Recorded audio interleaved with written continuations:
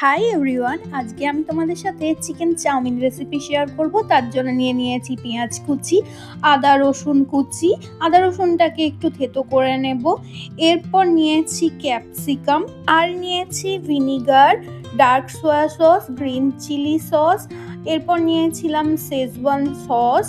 তারপর নিয়েছি tomato ketchup, একটা ডিম আর কিছুটা চিকেন। এটা বোনলেস চিকেন ছিল। আর নিয়েছিলাম চাউমিন। এরপর একটা কড়াই গরম করে নেব, তাতে দিয়ে দিয়েছি সাদা তেল। ফার্স্টেই পেঁয়াজটাকে দিয়ে দিলাম। পেঁয়াজটাকে ভালোভাবে একটু ভেজে নেব। পেঁয়াজটা ভাজা হয়ে গেলে এরপর আদা রসুনটা যে থেতো করে রেখেছিলাম সেটা দিয়ে দিলাম। এরপর এটাকেও খানিকক্ষণ ভেজে নেব। এরপর এখানে চিকেনটাকে অ্যাড করে দিয়েছি। এরপর চিকেনটাকেও এটার সাথে মিশিয়ে নিলাম।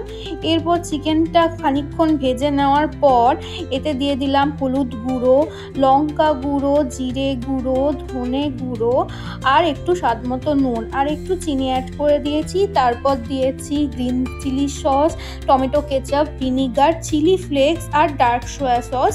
এরপর এই সসগুলো ভালো করে মিশিয়ে নিলাম। এইটা মেশানোর পর এটাকে একটু ঢাকা দিয়ে দিয়েছি। এখন চাউমিনটাকে আমি একটু সেদ্ধ করে নেবো। তার জন্য একটু জল গরম করে তাতে চাউমিনটা দিয়ে দিয়েছি। আর পাশে আরেকটা প্যানে আমি একটা ডিমকে ভালো করে ভেজে নেব। এই ডিমটা আমি একটু স্ক্রাম্বল করে নেব। এই যে আমি করে নিয়েছি। এবার ঢাকা খুলে আমি চিকেনগুলোকে দেখছিলাম সেদ্ধ হয়েছে নাকি। দেখলাম চিকেনগুলো মোটামুটি সেদ্ধ হয়ে গেছে। এরপর আমি এই টাইমে ক্যাপসিকামটা দিয়ে দিলাম। এবার ক্যাপসিকামটা ভালো করে সেদ্ধ করে নেব। এবার ক্যাপসিকামটা ভালো করে মিশিয়ে নিচ্ছি। এখানে আমি একটু শেজওয়ান সসটা অ্যাড করে দিলাম। এরপর সমস্ত কিছু আবারও ভালো করে মিশিয়ে নিলাম। এখানে আমি বয়েল করা চাউমিনটা দিয়ে দিলাম। এরপর চাউমিনটা ভালো করে সব কিছুর সাথে মিশিয়ে নিচ্ছি। এই যে এইভাবে মিশিয়ে নিলাম আমি। খুব সুন্দর গন্ধ বেরোচ্ছিল, দেখতেও একদম রেস্টুরেন্ট স্টাইল চাউমিনের মতো হয়েছিল, বেশ খেতেও ভালো হয়েছিল। এরপর আমি ডিমটাও দিয়ে দিলাম এখানে। এবার সমস্ত কিছুকে ভালো করে মিশিয়ে নিলাম। এই দেখো রেডি হয়ে গেছে চিকেন চাউমিন। এরপর চাউমিনটা আমি একটু সার্ভ করে নেব।